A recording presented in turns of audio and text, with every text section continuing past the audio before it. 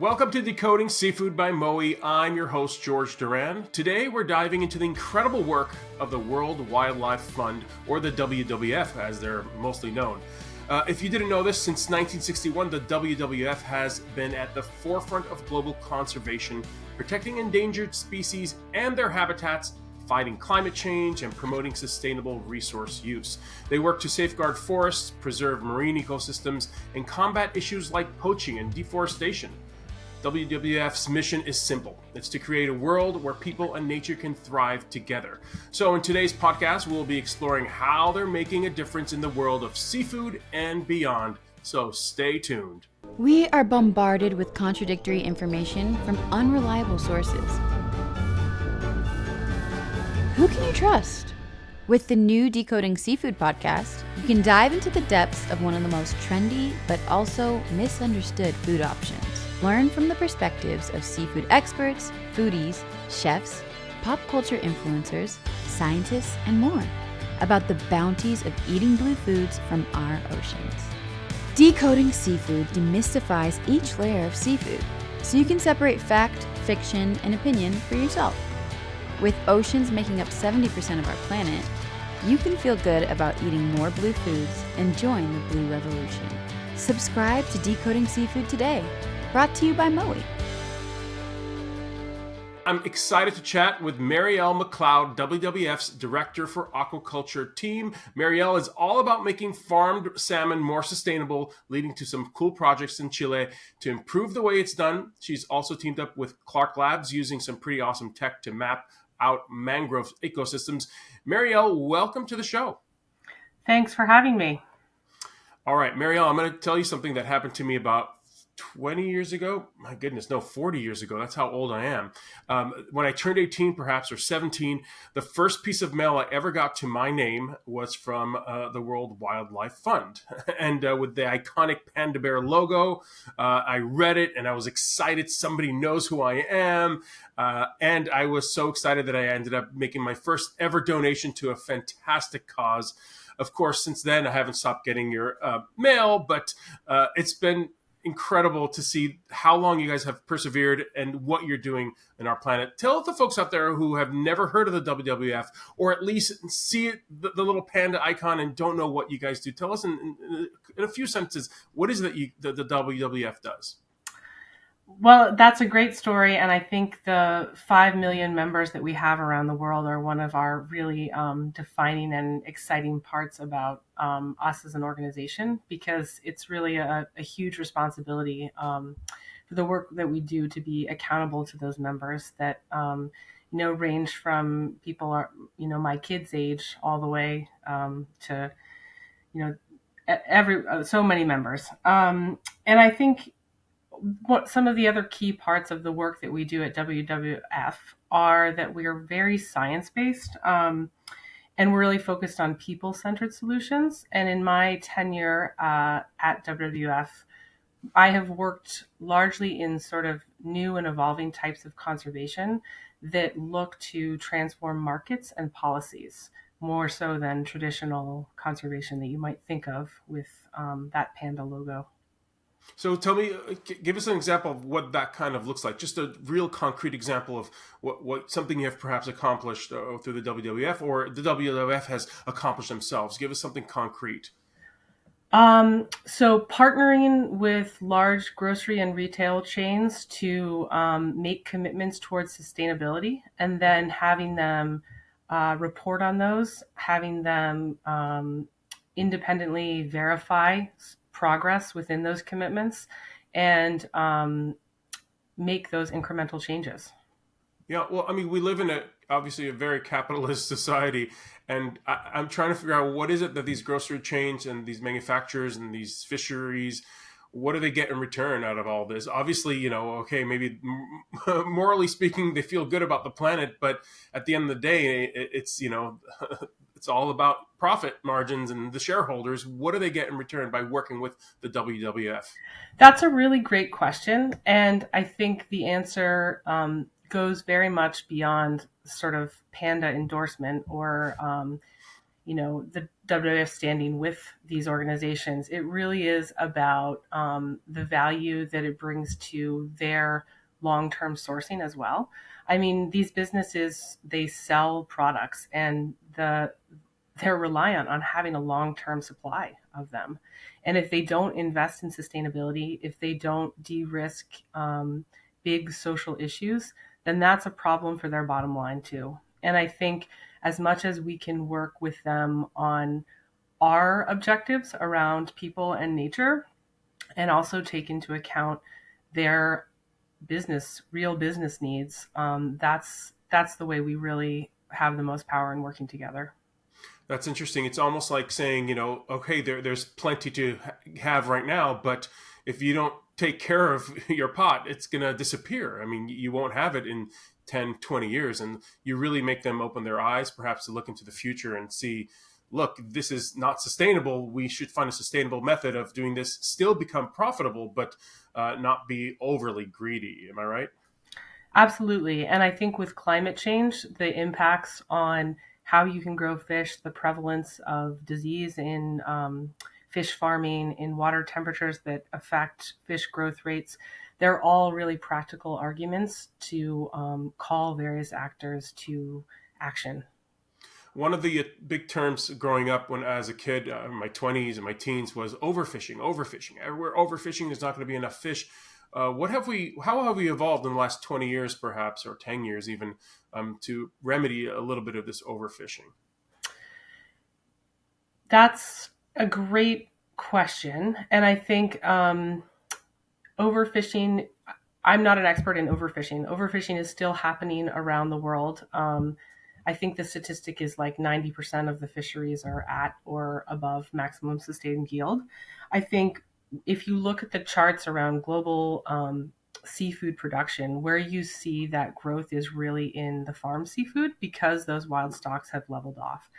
And even though aquaculture has been around for thousands of years in some regions, it really has only been around in its current form in these sort of large production volumes for about 50 years. So there's been a lot of technological advances, a lot of learning, and that is something that really has taken off in the last 15, 20 years. We don't like to say that farm fish is ever going to replace, it's not a substitute for managing wild fisheries responsibly. It is another part of that solution to meet the human needs for seafood. And why would you say aquaculture is important then? Why do we need it at this point if there is a relatively large wild fishing ecosystem out there? Well, we also have a relatively large population around the earth, and I think that feeding fish is a really important protein for a lot of people around the world. There are advantages to using the ocean to produce more protein. There are climate advantages in some cases for producing fish versus some beef and other terrestrial proteins. Give us an idea of what, how you define responsible fishing today. So if I want to set up a company and out on the coast somewhere and I want to follow some responsible fishing guidelines, how would you describe that? Fishing or farming? I would say let's start with fishing first, because farming, obviously, I kind of know about aquaculture and the pens and how they're fed. But in terms of responsible wild fishing, how would you describe that? What do you think are the steps to really say, look, I'm a responsible fisher? Well, the stock status of the target fish is really important. The bycatch status of those species is also really important, particularly if there's any endangered, threatened, or protected species within that. There are habitat impacts associated with wild-caught fishing that can be really critical. And it's also essential that fisheries have a robust, long-term, and responsive management system. Can you tell me a little bit more about the real impacts that salmon farming has on the environment? Yeah, that's a great question. Salmon farming, the first one that comes to mind is obviously the unused feed and fish waste has big impacts on water quality, which can then impact the entire habitat surrounding those farms. There also can be interactions with wildlife, and that ranges from things like birds being entangled in nets that protect the pens, to marine mammal interactions, to interactions like diseases and parasites that can be bioamplified on farms and then crossed from wild to farm species. There are also a lot of conflicts around other users, fisher folk, and even in some places of the world with indigenous communities, and how these farms are placed and operate in these areas. And then beyond those really local impacts, there's farm fish brings in this element of global impacts via the feed, which is one of the biggest carbon inputs or impacts of aquaculture, and then also is impacting things like deforestation in the Amazon from the use of soy, water use, and then actually fish meal and fish oil ingredients that are fished unsustainably. I'm confused about the deforestation of the Amazon. What does that have to do with going out into the sea? I'm really interested in this. Well, most farm fish, their feed formulation is about 60 to 70% terrestrial ingredients. And a large component of that is actually from soy and sometimes from palm oil. And so that soy, if it comes from places that aren't being managed well, the soy plantations in places like the Amazon are from deforested rainforest. That blows my mind. I wouldn't even think about the obviously you have to feed the salmon that are in the pen, and so there's so many elements. There's so much to think about what it takes to grow sustainably in these pens in the ocean. How crowded it is in the pens, obviously, but then what you feed them properly and how that affects the ocean life surrounding it as well, because there are other fish, even though they can see each other through the nets, that food, the waste, the byproducts, whatever, that still gets in contact with the same water as the salmon have in the pen. Am I right? You are correct. And where those farms go, where they're sited within that greater sort of ecosystem mosaic, is an absolutely critical component of successful farmed aquaculture production and to maintain the environment. We'll be back after this break. Mowi salmon comes ready to cook, ready to grill, ready to season, or pre-seasoned and ready to eat. And an assortment of flavors for an assortment of people. Mowi salmon. What countries are in the forefront of sustainable aqua farming, would you say, these days? Where do we find really good quality aqua farming? Well, you can find farms in many regions that employ good practices and are pushing the envelope on new technologies, trying new things, trying to implement the best of what's available currently. I think there are certain industries, like in the global north in Norway, that have had access to certain technologies and even things like effective vaccines for a longer period of time. So they're, in general, further along in that journey. And can you tell me again what role specifically you have in working with these aqua farms? What are you doing specifically? Going up to them and consulting, advising, overseeing? No, we invest more in the credibility and the impact of various tools, such as these certifications and other global multi-stakeholder platforms, to try to push that bar higher and create robust and credible systems that both the buyer side and the producer side can meet up in. Excellent. Mario, what is a quick example of one of the projects you're working on right now? Can you give us kind of like, do you work with a foundation? Are we working in a certain country? Yes. Well, there Let are. me ask you this question. Let me ask it for you, if you don't mind. Tell us some examples of some of the countries, some of these aqua farms that you're working with specifically. One thing that we've just taken on is actually trying to look at a more holistic jurisdictional approach to shrimp farming in Ecuador in the Gulf of Guayaquil. There's a lot of really great practices being implemented at the farm level. The industry association has really worked hard to craft sustainability programs that meet that global agenda. But we want to see something that also integrates the local people and the mangrove conservation more holistically. So we've been working really closely with a lot of mangrove community users, local NGOs, trying to determine the best places that there could be investments from that shrimp value chain into that local environment, which would, in theory, really create a much more sustainable environment for everyone in the long run. Let's talk a little bit more about aquaculture. At this point, it is something that we need on this planet. Obviously, it's a fantastic way to grow sustainably. But also, there are issues where some countries are not using sustainable methods. Who's on top of them and making sure that they perhaps do use sustainable methods? What is it? What's the driving force for them to use more sustainable methods? Well, I think there are two ways to really think about that. In some countries, regulation will always be incredibly important, but that the variation in terms of enforcement and monitoring varies quite a bit, which is one reason why we've turned to voluntary mechanisms as well. And voluntary mechanisms such as market-based certifications can really help bring the bar up in certain sectors where that's sort of a relevant incentive for trade.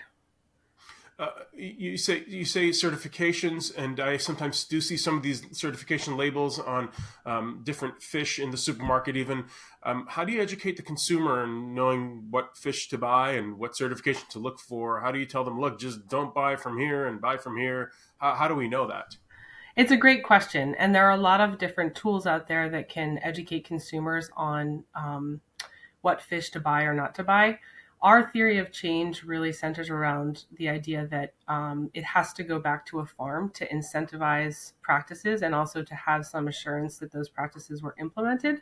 So for us, we rely on the Aquaculture Stewardship Council certification because we believe it's the most robust in terms of the content, in terms of the assurance mechanisms, and the ability for those fish to be traced back to the farm where they were actually grown. And that is that label that says ASC that you sometimes see in some of the packaged fish in your supermarket. And it's a good way to kind of direct yourself in knowing, all right, this was grown in sustainable aquaculture farms. I feel good about that. Do you also use specifically when you go to the supermarket, do you look for these labels as well? I do. Yes. Excellent. Why do you think there's such a bad stigma about farm-raised seafood, especially something like salmon? And a lot of people say, I would never eat farm-raised. What's going on with the particularly American psyche that they're saying, I would not buy farm-raised? Well, there are some very real impacts. Like all food production systems, salmon production has some very significant impacts in different places, and I can talk about those in a minute. But there's also a very fundamental, I think, piece of our psyche, as you pointed out, that we associate the ocean and wild fish as this really beautiful thing. And there are very few food production systems that are still basically hunting and gathering systems. And wild salmon is almost a religion for a lot of people. And so you're starting from a place where there's this association with a very beautiful wild hunting and gathering type system to a farming system, a farm production system. But the very real impacts of salmon are also in places, to grow salmon well, you want cold, clean water. And those are also places that are very wild, very protected, very biodiverse. Think southern Chile, Norway, Iceland, the Faroes, Canada, Tasmania. Excellent. So look for the farm raised with the proper certifications. Is there anything else that we can do to help with seafood sustainability as a consumer? I think if you're a consumer who also lives in a production region, there is a great opportunity to encourage inclusive marine spatial planning that really considers how we utilize the ocean, how we balance those different interests, and also how we integrate really strong protected areas within that mosaic of uses. I remember a recent trip to South Florida. There were a lot of mangroves, and it was just it was plentiful. Why are mangroves? And I know you work with this. Why are they so important to our ecosystem? Mangroves are the nurseries of the ocean. Fish are born in mangroves. They are also huge stores of carbon, and really just incredibly important for climate resilience as well. And what's happening currently with the mangrove ecosystem? Is it something that we should be kind of worried about and not sleeping at night thinking about it? I think there are a lot of threats to mangroves with climate change, with land use change around the world. The threats around aquaculture, there are places that are still being actively converted from mangroves to shrimp ponds. That trend has really decreased since about 25 years ago. It does still happen in some places, but it is much more limited. Interesting. All right. So, Marielle, before I say goodbye, I usually ask all of my guests, I'm coming over for dinner tonight to your place. What seafood are you cooking for me? What is the dish that you'll be cooking at home for me? I have to say, I live in Massachusetts, and I started my career working for an indigenous-led oyster farm. And I will always stand behind a delicious, crispy, salty oyster, farmed oyster. And I think that they have a huge role to play in biodiverse and resilient coastal ecosystems, particularly in places where fishing is no longer supporting the same types of coastal economies. There is nothing wrong about saying eat more oysters. So I will be there. Cooked or raw, usually? Raw. Yes. I'm a purist. What do you put on your oysters? Nothing. Oh, no, really? Okay. All right. That's fine. I like mignonette sauce. I like the little red wine vinegar sauce on it. Particularly because when you put it on it, I want it to shrivel a little bit and see that it's really fresh. But that's my French culinary days that got for me. But I'm glad I'm coming over for oysters. Expect to knock on your door around 8 p.m. tonight. I'll be make sure you have plentiful because, I can't. A dozen will get me nowhere. But really, thank you, Marielle, for joining us and sharing all your insight on sustainable aquaculture and the incredible work the World Wildlife Fund is doing.